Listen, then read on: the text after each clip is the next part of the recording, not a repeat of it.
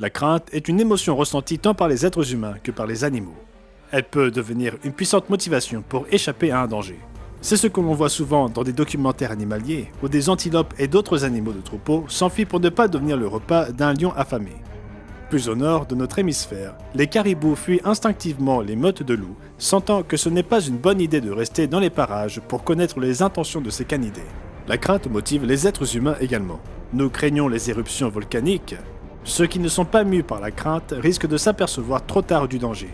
C'est ce qui s'est passé lors de l'éruption du Vésuve, le 24 août 79 après Jésus-Christ, qui a déversé des cendres brûlantes sur la ville de Pompéi et transformé ceux qui n'avaient pas pris garde en statues dépeignant la vie licencieuse de cette ville romaine du 1er siècle. De qui ou de quoi avez-vous peur? Des hauteurs? De l'eau? De parler en public? De la mort? Ou êtes-vous de ceux qui prétendent ne rien craindre? Qu'en est-il de Dieu? Le craignez-vous? Devriez-vous le craindre? La réponse vous surprendra peut-être. Restez avec moi et je vous donnerai la réponse directement à partir des pages de la Bible.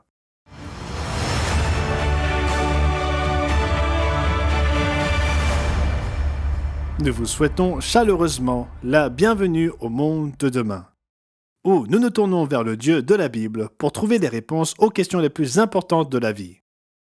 Qu'est-ce que l'homme? Quel est le but de la vie? Pourquoi la mort? Et où va notre monde aujourd'hui? Dans l'émission d'aujourd'hui, j'aborderai le sujet important de la crainte, et plus particulièrement celle de la crainte de Dieu. Il existe de nombreuses références à la crainte de Dieu dans la Bible, mais que signifie-t-elle exactement?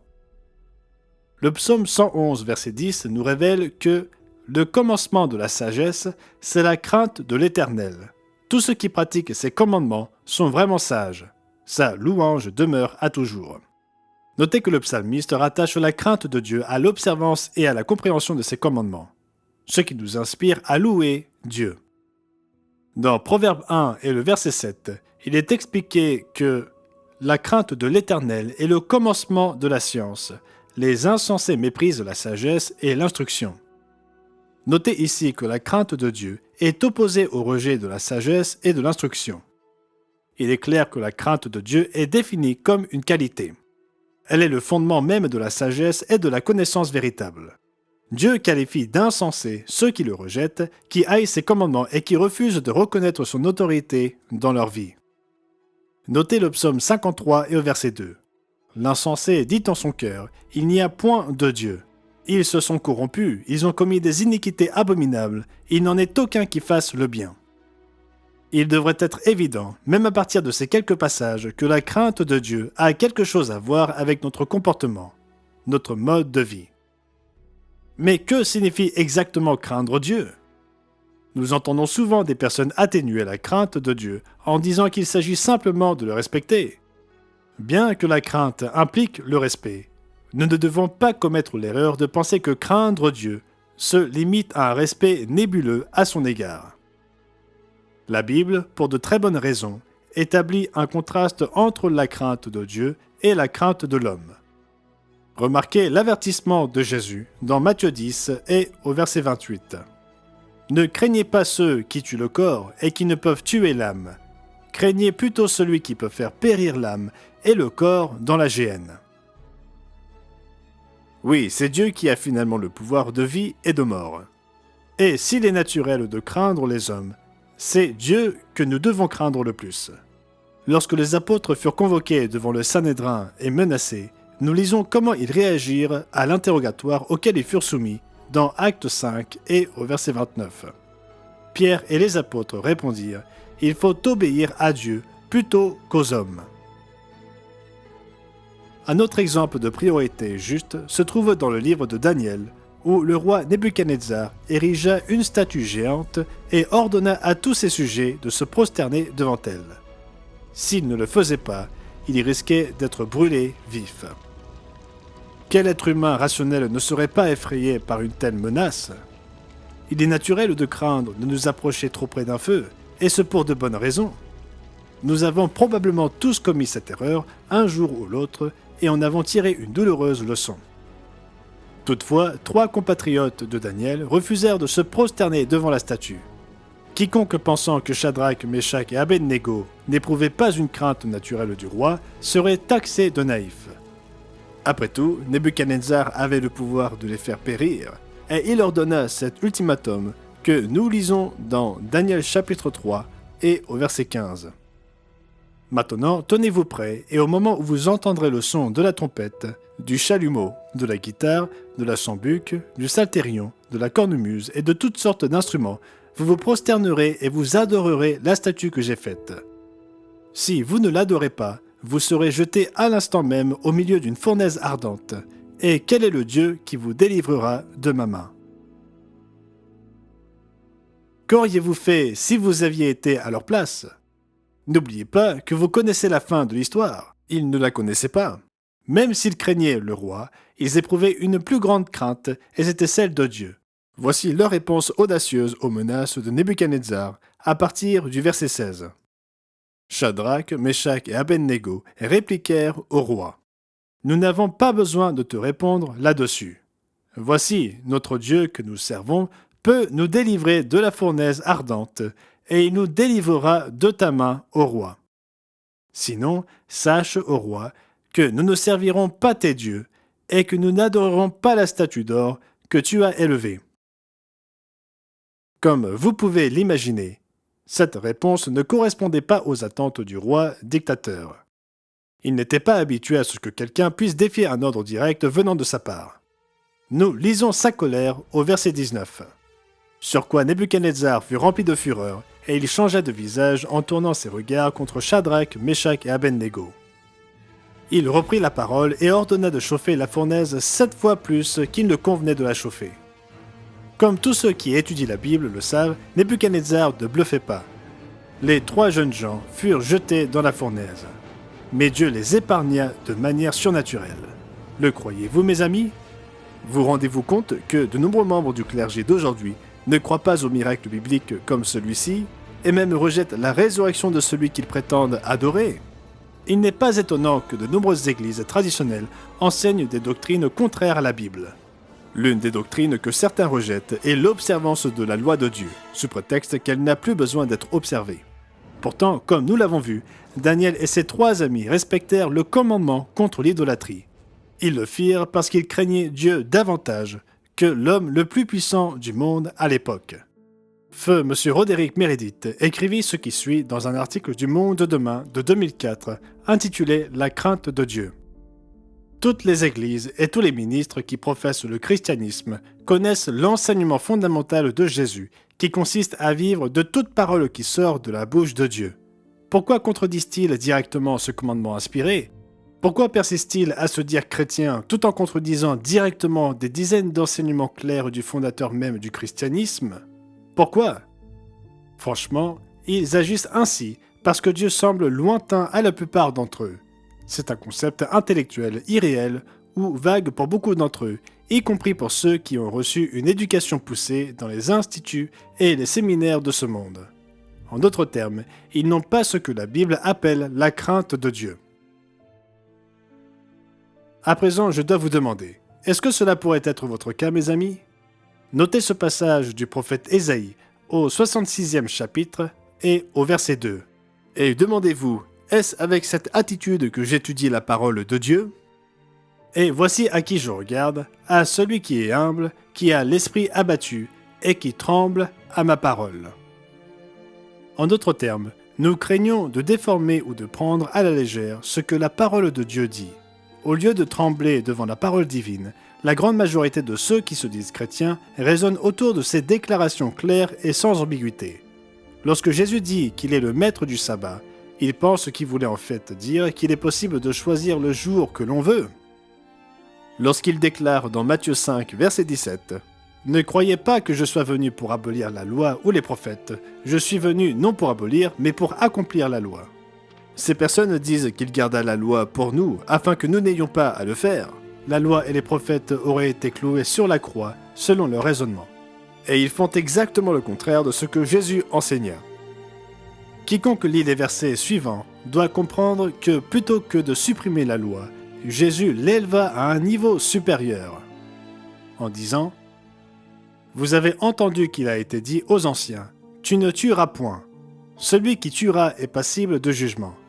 Mais moi, je vous dis que quiconque se met en colère contre son frère est passible de jugement. »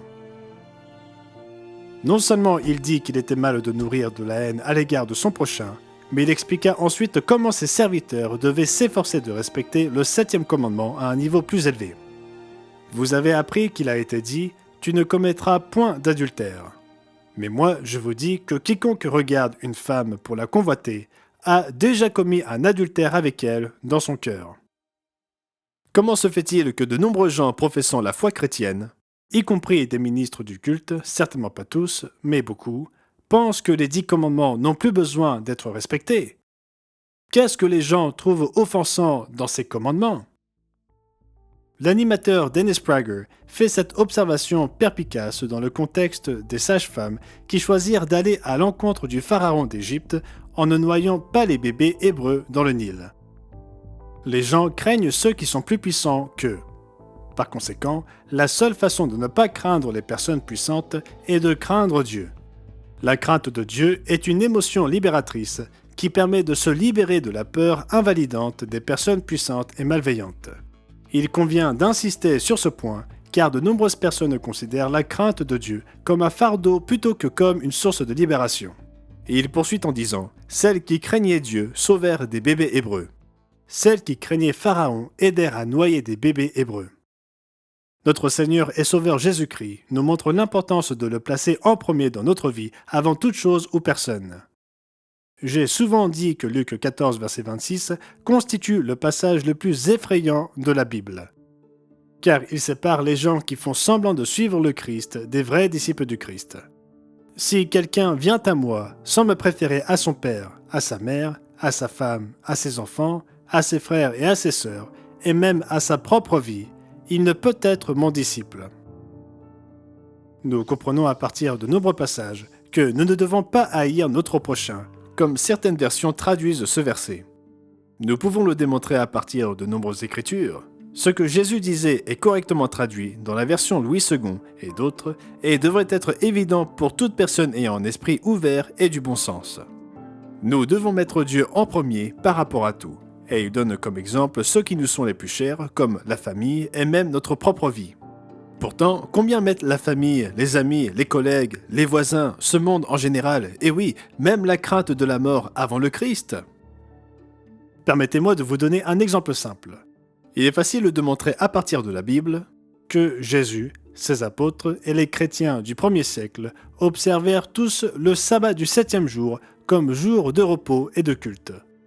Mais pour gagner du temps, je ne mentionnerai que 2 preuves. La première se trouve dans Luc chapitre 4 et au verset 16. Il, c'est-à-dire le Christ, se rendit à Nazareth, où il avait été élevé, et, selon sa coutume, il entra dans la synagogue le jour du sabbat. Il se leva pour faire la lecture. La seconde se trouve dans Actes chapitre 13, où les apôtres Paul et Barnabé arrivèrent à Antioche de Pisidie et entrèrent dans la synagogue le jour du sabbat.